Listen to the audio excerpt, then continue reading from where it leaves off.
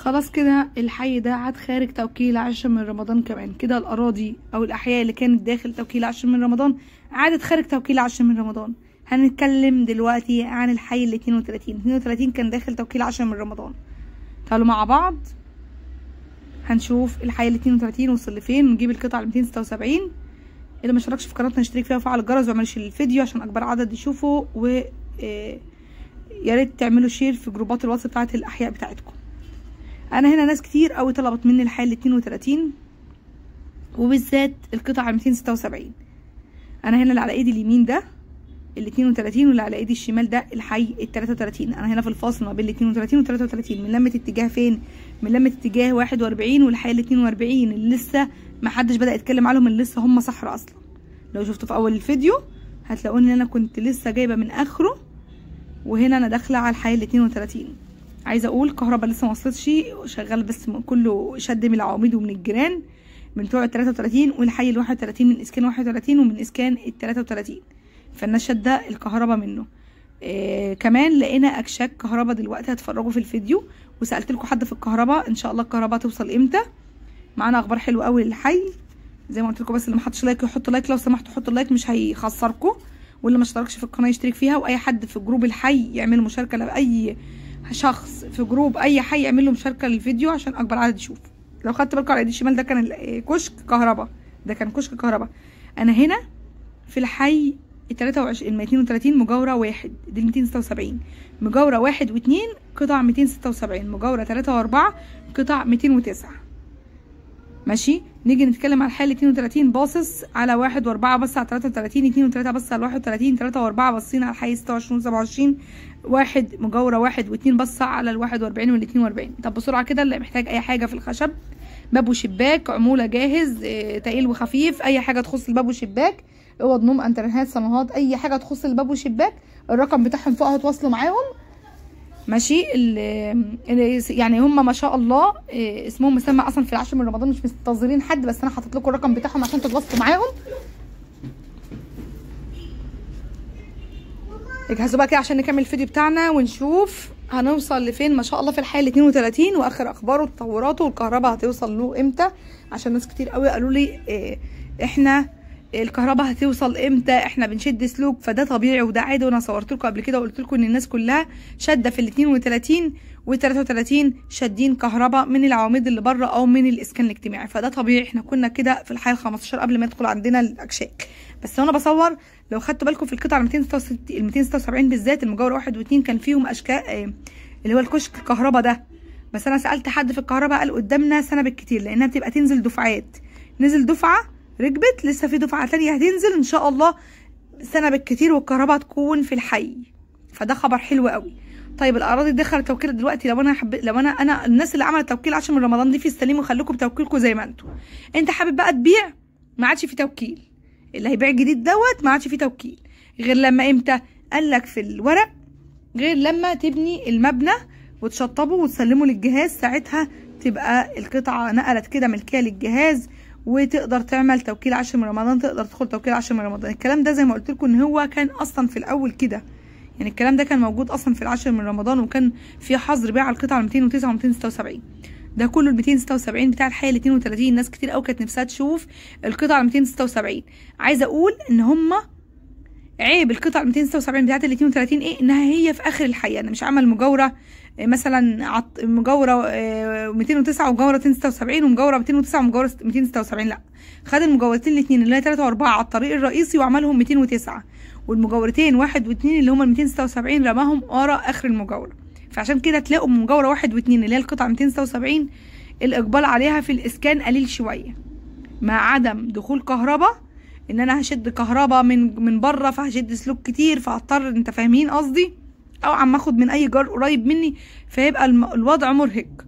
وكمان علشان اصلا الحي 33 قطع ال 209 هي اللي في وش ال 32، فاللي اصلا 33 لسه في ناس كتير ما سكنتش فيه، يعتبر 209 اكترها ما فيش حد سكن غير 5 6، نقول 5 6 بيوت شايفاهم هم اللي يمكن يكونوا ساكنين في ال 209 بتاع 33.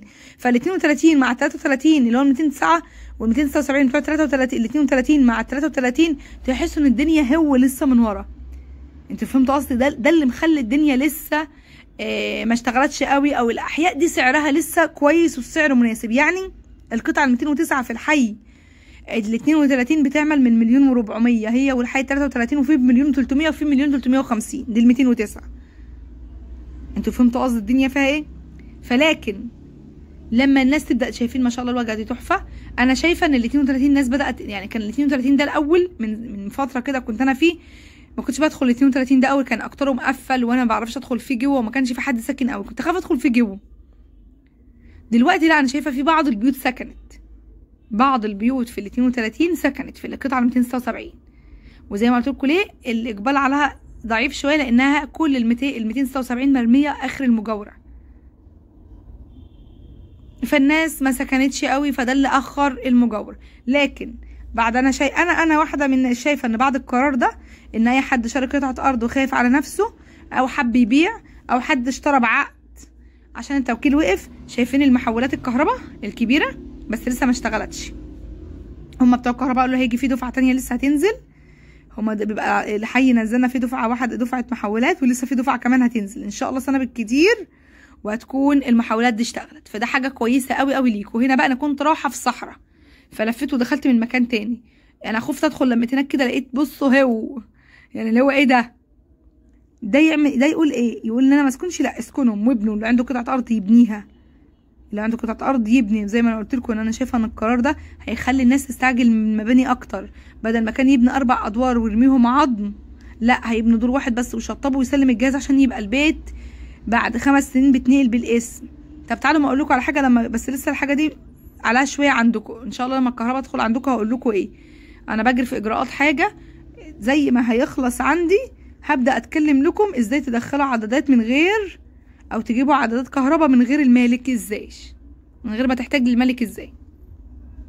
ان شاء الله الايام الجايه في كلام كتير هنقوله، وكل ما اخلص مصلحه او اخلص حاجه والاقي حد خلص حاجه وجري في اجراءاتها وما شاء الله مشي فيها وظبط امورها هقول لكم ازاي انتوا تعملوا الحاجه دي. حطوا لايك، شايفاكم ما حطيتوش لايك للفيديو، واللي ما اشتركش في القناه يشترك فيها. وزي ما قلت لكم اي حد، بصوا يا جماعه الناس اللي بعتت لي وقالت لي انت بتقولي كل واحد شارك قطعه ارض بيبقى فيه جروبات واتس، يعني الحي ال 25 الحي ال 15 بتاعي له جروب واتس كلنا مشتركين فيه، اللي هم يعني اللي هم سكان الحي. فالحي ال 32 هو كمان اكيد سكانه عاملين جروب واتس ماشي، او ممكن يكون لسه عشان الناس مش سكنت كتير، فكل حي صحابه عاملين جروب واتس. فانتوا دوروا واسالوا جيرانكم عشان تشوفوا جروب الواتس دوت انتوا تدخلوه ازاي، عشان في ناس بعتت لي قالت لي انت بتقولي اعملوا مشاركه لجروبات الواتس بتاعت الاحياء بتاعتكم.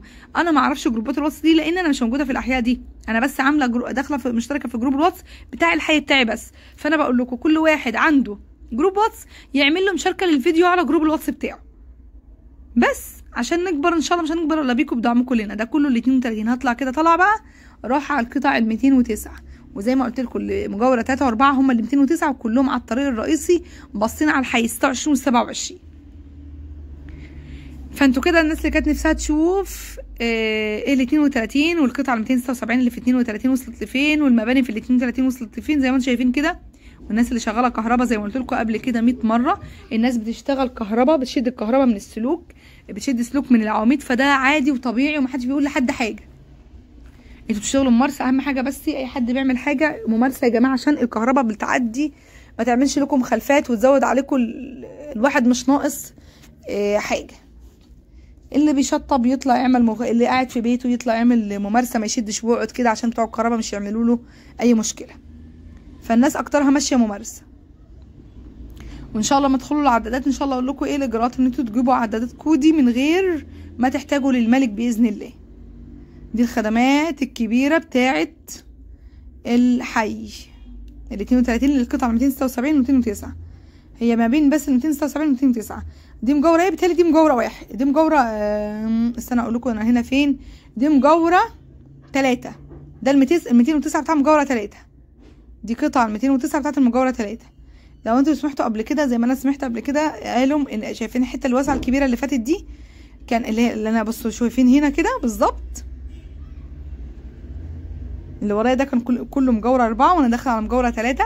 شايفين الخدمات دي كلها اللي على ايدي اليمين دي كلها هيبقى فيها، كانوا حاطين كده على الخريطه ان هيبقى فيها مجمع بنوك، حاطين فيها على الخريطة ان هيبقى فيها مجمع بنوك.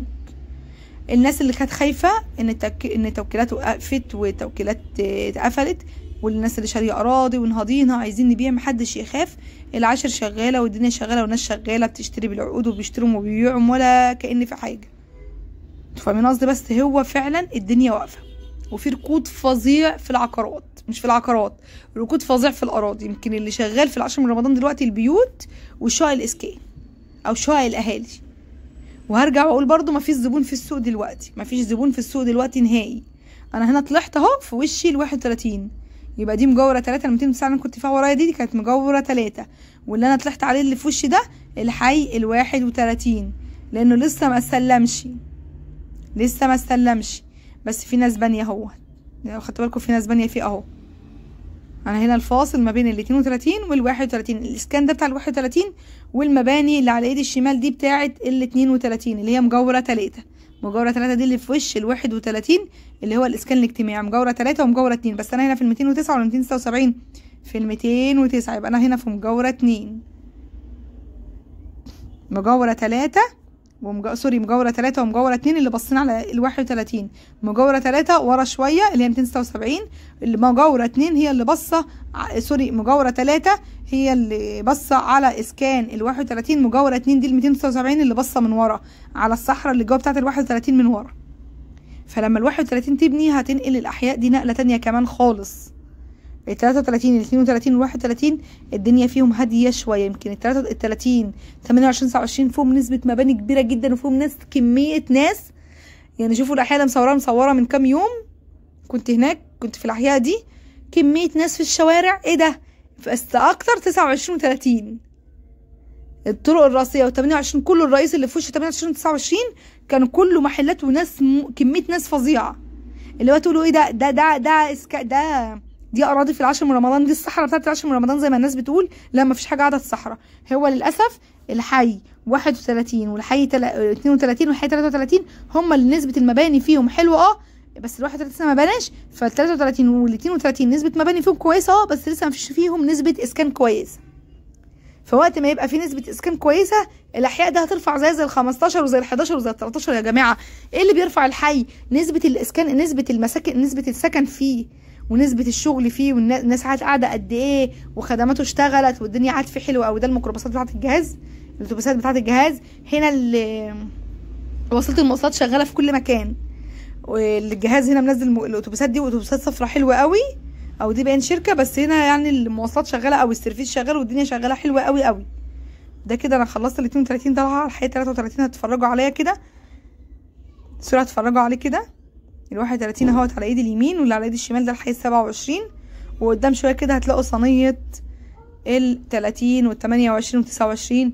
ما شاء الله زي ما قلت لكم المباني فيهم حلوه قوي، والسكن فيهم كتير قوي، زيهم زي ال 15 وزيهم زي ال 13 وزيهم زي ال 12. بالعكس اكتر من ال 13. الاسكان فيه اكتر من الحي ال 13. الاسكان في ال 30 وفي ال 29 اكتر من ال 13. لكن ال 13 نرجع ونقول برضو حي مميز بروكش. هو سوري بقى، يعني عايزه اقول بس حاجه، ان لما يكون الناس بتنتقدني في الكلام اللي انا بقوله ده، لما بيكون في اسكان في حي، اسكان اجتماعي، بيمشي الحياه بسرعه وبيخليه خدماته